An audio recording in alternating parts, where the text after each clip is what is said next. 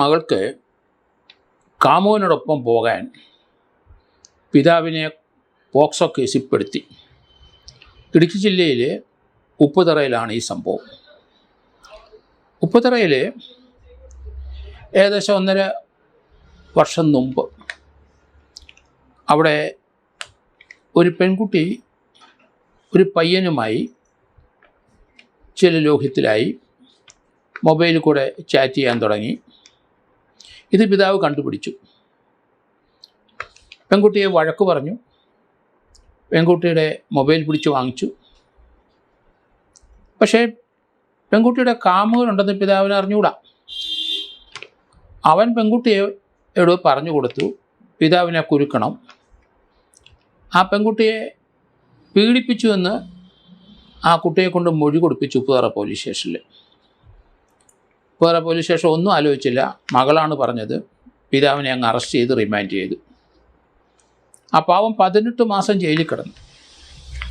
Peermade sub ജയിലിൽ തണുപ്പുള്ള സ്ഥലത്ത് തണുത്ത് വിറച്ച് 18 മാസം മകളുടെ മൊഴിയുടെ അടിസ്ഥാനത്തിൽ സബ് ജയിലിൽ കിടന്നു.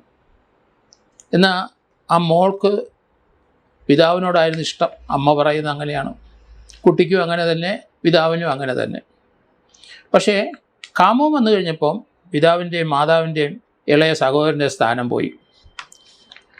കുറച്ച് ദിവസത്തെ പരിചയമുള്ള കാമുകൻ പറയുന്നതേ കേൾക്കുകയുള്ളൂ. മൊബൈൽ പിടിച്ചു വാങ്ങിച്ചപ്പം ചാറ്റിങ് പിന്നെ നടക്കാതെയായി.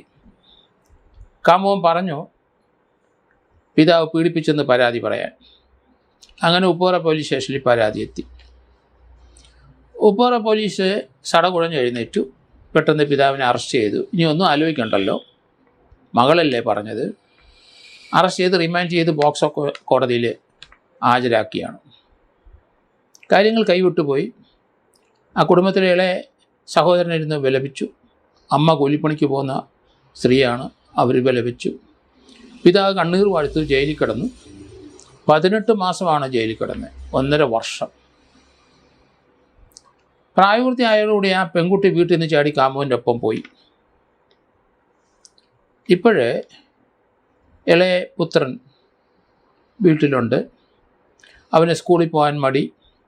സ്കൂളിൽ അവനെ പലരും നോക്കുന്നത് കണ്ണുകൾ വേറെ കണ്ണുകളുണ്ടാണ്. അപമാനവും കാരണം ആ പയ്യൻ വീട്ടിലിരുന്ന് പഠിച്ചു.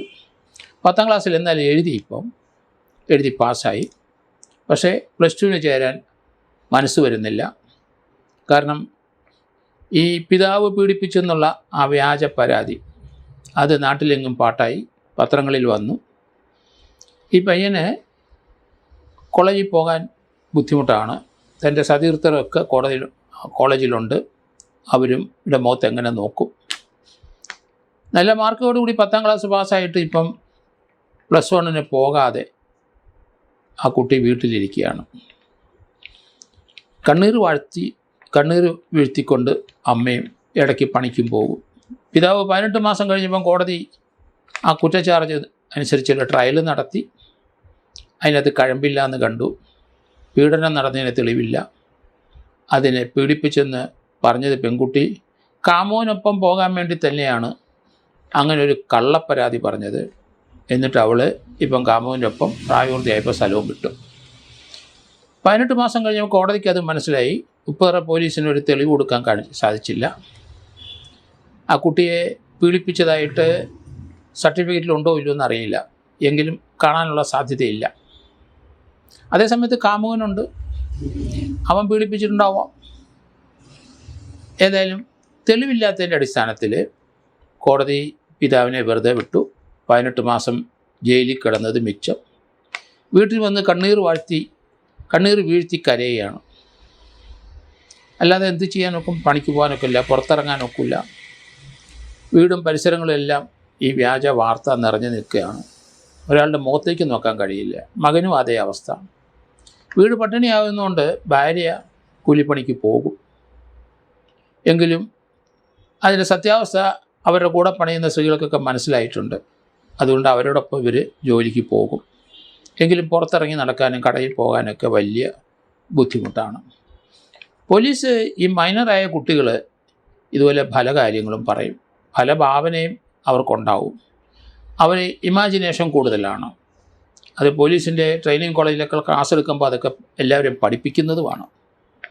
ഒരു പെൺകുട്ടി, മൈനറായ കുട്ടി, അതെന്തുകൊണ്ടത് പറയുന്നതെന്നൂടെ പോലീസ് നോക്കണം. പിതാവും ആ കുട്ടിയും വളരെ സ്നേഹത്തിലാണ്. ആ കൊച്ചിനും പിതാവിൻ്റെ അടുത്ത് അങ്ങനെയാണ്. ആ കുട്ടിയുടെ അമ്മയോട് ചോദിക്കുമ്പോൾ അത് പറയും. ആ കുട്ടിയിലെ മറ്റൊരു ഇളയ സഹോദരനുണ്ട്, അവനോട് ചോദിച്ചാലും പറയും. പക്ഷേ പിതാവ് പീഡിപ്പിച്ചു എന്ന് പറഞ്ഞ മകളുടെ മൊഴി അടിസ്ഥാനത്തിൽ അയാളെ അറസ്റ്റ് ചെയ്ത് റിമാൻഡ് ചെയ്തു. അവൾക്കൊരു കാമുകനുണ്ടായിരുന്നെന്നും അവനെ ഈ കുട്ടിയെ പല രീതിയിലും വശീകരിച്ച് കള്ളം പറയാൻ പ്രേരിപ്പിക്കും, അത് സർവ്വസാധാരണമാണ് എന്ന് പോലും പോലീസ് നോക്കിയില്ല. വലിയ വീഴ്ചയാണ് ഉപ്പുതറ പോലീസിൻ്റെ ഭാഗത്തു നിന്നുണ്ടായത്. ഇതുപോലുള്ള കേസുകൾ ഉണ്ടായിക്കഴിഞ്ഞാൽ നിരന്തരം ആ കൊച്ചിനെ സ്നേഹത്തോടെ ചോദ്യം ചെയ്ത് വേണം അതിലേക്ക് നടപടിയെടുക്കാൻ.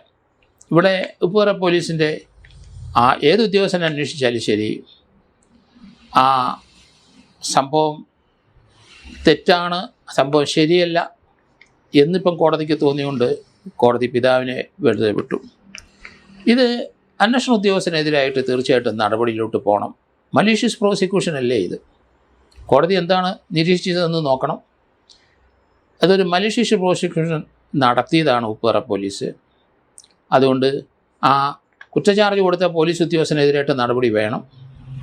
അത് അവിടുത്തെ SP പരിശോധിക്കണം. ഇടുക്കി ജില്ലാ SP പരിശോധിച്ചിട്ട് നടപടിയിലോട്ട് പോകണം. ഇല്ല നിങ്ങളുടെ പിതാവിനെ അവിടുത്തെ ആരെങ്കിലും വക്കീലന്മാരുണ്ടെങ്കിൽ അന്വേഷണ ഉദ്യോഗസ്ഥനെയും ആ പയ്യനെയും പ്രതിയാക്കി കേസെടുക്കുന്നതിന് നിയമ തടസ്സങ്ങളൊന്നുമില്ല. ആരാണ് ആ മൈനറായ കുട്ടിയെ ഈ രീതിയിലോട്ട് പ്രേരിപ്പിച്ച് കൊണ്ടുവന്നൊരു കള്ളം പറയിപ്പിച്ചത്? ആ പെൺകുട്ടി ഇപ്പം കല്യാണം കഴിച്ചിരിക്കുന്ന അല്ലെങ്കിൽ വിളിച്ചുകൊണ്ട് പോയ പയ്യൻ തന്നെയാണ്. അവനെ ഒന്നാം പ്രതിയാക്കിയ ഈ പ്രോസിക്യൂഷൻ നല്ല രീതിയിൽ അന്വേഷിക്കാതെ തെറ്റായ വിവരങ്ങൾ ലഭിച്ച കുറ്റചാർജ് കൊടുത്തതിന് ഒരു മലീഷ്യസ് പ്രോസിക്യൂഷന് ആരാണ് ചാർജ് കൊടുത്ത SHO അല്ലെങ്കിൽ DYSP ആരാണെങ്കിലും അയാളെയും കൂടെ പ്രതിയാക്കി അടുത്ത FIR എടുക്കാൻ ആ പെൺകുട്ടിയുടെ വീട്ടുകാർ, പിതാവും വെറുതെ വിട്ട പിതാവും ആ സഹോദരനും അമ്മയും കൂടി തയ്യാറാകണം. അവർക്ക് നിയമോപദേശം കൊടുക്കാൻ അവിടെ ആൾക്കാരുണ്ടാവും. ഉപ്പുതറയിൽ അവർ രംഗത്ത് വരണം. നടപടികൾ കൃത്യമായിട്ട് വേണം. പോലീസിൻ്റെ ഭാഗത്ത് ഇതുപോലുള്ള വീഴ്ചകൾ നമുക്ക് അംഗീകരിക്കാൻ കഴിയില്ല. 18 മാസമാണ് ആ നിരപരാധിയായ പിതാവ് ജയിലിൽ കിടന്ന് കണ്ണീർ വാഴ്ത്തി കിടന്നത്. അപ്പോൾ ഇങ്ങനെ കണ്ണീർ വീഴ്ത്തുന്ന ആൾക്കാർ ധാരാളം പേര് കേരളത്തിലുണ്ട്. പോലീസിൻ്റെ തെറ്റായ നടപടി മുഖേന അതിനി അംഗീകരിച്ചു കൊടുക്കാൻ കഴിയില്ല. ഏതായാലും ഈ നിരപരാധിയായ പിതാവിൻ്റെ അടുത്ത് എന്ത് ചെയ്യാനൊക്കും സമൂഹത്തിന് അല്ലെങ്കിൽ പോലീസിന് അല്ലെങ്കിൽ നാട്ടുകാർക്ക് അല്ല അയൽവക്കംകാർക്ക്? പെട്ടുപോയി ഒരു മൈനറായ കുട്ടിയുടെ ആ വിവരക്കേട് കാരണം പിതാവ് 1.5 വർഷം ജയിലിൽ കിടന്നു. ഏതായാലും നിയമ നടപടിയായിട്ട് ആ വീട്ടുകാർ മുന്നോട്ട് പോകണം. എത്രയായാലും മരുമകനായാലും ശരി, ഇപ്പം മരുമകനായാലും ശരി, കളവായിട്ട് പിതാവിനെ കേസിനകത്ത് കുരുക്കി ജയിലിലിട്ടതിന് നിയമ നടപടി ഉണ്ട്. ആ നടപടിയിലേക്ക് നീങ്ങണമെന്നാണ് എൻ്റെ അഭിപ്രായം.